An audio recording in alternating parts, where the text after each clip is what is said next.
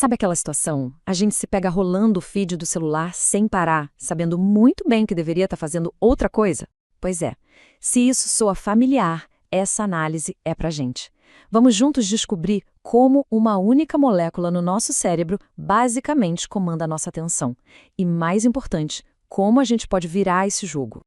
Pois é. Por quê? Parece uma pergunta simples, né? Mas a resposta é bem complexa e está lá no fundo, na programação do nosso cérebro. Essa dificuldade de largar a tela não é falta de força de vontade, não. É pura neuroquímica em ação.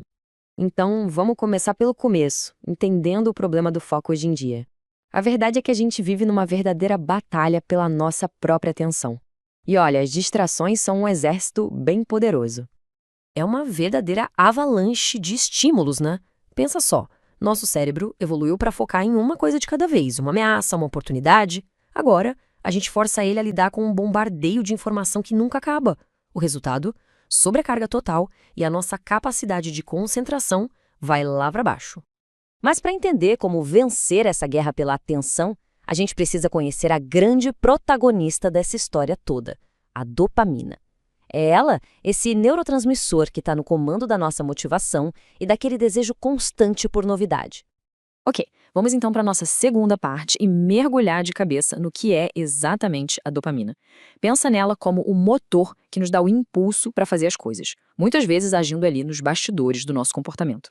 Falando de um jeito bem simples, a dopamina é tipo um mensageiro químico que grita para o nosso cérebro: "Ei, presta atenção nisso aqui que vale a pena." É a faísca que liga o motor da nossa ambição, sabe? E agora, atenção para isso, porque aqui a gente quebra um mito gigantesco. Muita gente acha que a dopamina é a molécula do prazer, de ter a recompensa. Mas não é bem assim. Na verdade, ela é a molécula da motivação, do querer chegar lá. É a molécula do quero mais. Essa antecipação, essa expectativa, é exatamente o que faz a gente sentir aquele impulso quase incontrolável de checar uma notificação ou continuar rolando o feed. É a busca e não o prêmio em si que libera a maior onda de dopamina. Então, o resumo da ópera é o seguinte: com a dopamina em níveis saudáveis, a gente sente que tem um propósito, a gente tem foco.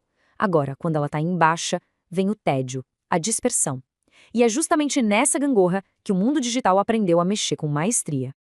Beleza, agora que a gente já sacou o que é dopamina, vamos para a terceira parte, que é um pouco mais tensa. Vamos entender como o nosso próprio cérebro é, entre aspas, hackeado e como um ambiente digital explora esse sistema para nos manter presos num ciclo sem fim de distração.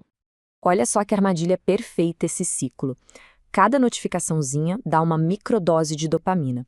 Com o tempo, o cérebro se acostuma e começa a precisar de estímulos cada vez maiores, cada vez mais fortes, para sentir a mesma motivação. É por isso que uma tarefa mais longa e demorada acaba parecendo tão chata. E o resultado disso? A famosa procrastinação. Fica muito mais difícil se engajar em algo que exige esforço, como estudar ou trabalhar num projeto, quando tem uma recompensa instantânea a só um clique de distância. O cérebro sempre vai preferir o caminho mais fácil.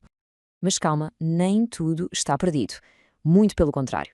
Na nossa quarta parte, vamos ver que é totalmente possível treinar o nosso cérebro de novo e, finalmente, retomar as rédeas do nosso foco, com algumas estratégias bem práticas.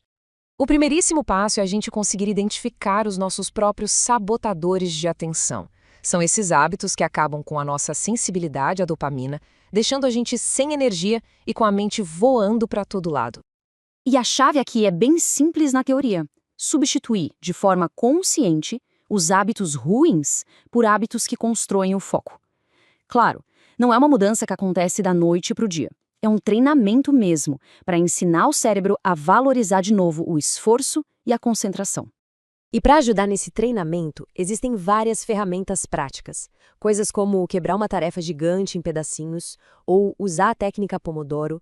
Tudo isso ajuda a criar pequenas vitórias.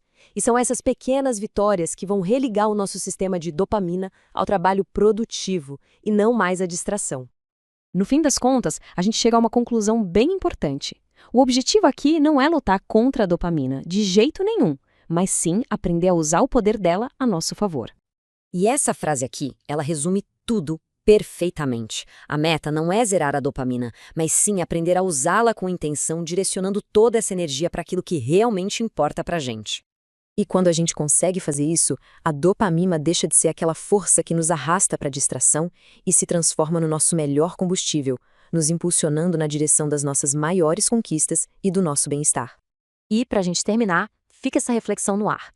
Já parou para pensar o que seria possível alcançar se todo esse sistema poderoso do nosso cérebro estivesse trabalhando a nosso favor e não contra?